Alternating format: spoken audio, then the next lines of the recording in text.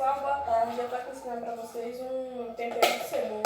Ela foi ralada para ajudar o liquidificador para ele não se esforçar demais.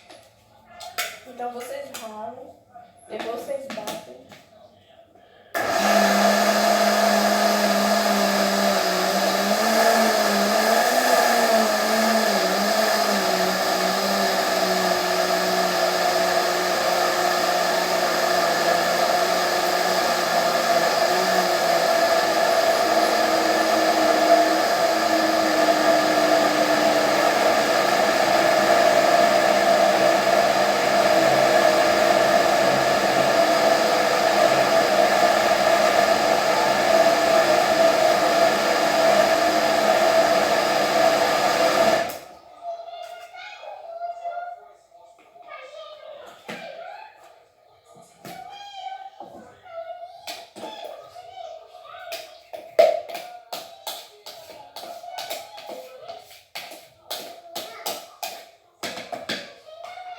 Coloca um pouco de óleo.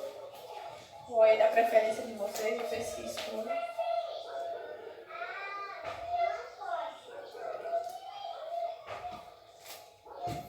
Vocês podem colocar cheiro verde, podem colocar alho. Eu estou fazendo mesmo ela só com a cebola e um pouquinho de óleo. 7 cebolas, ela foi ralada.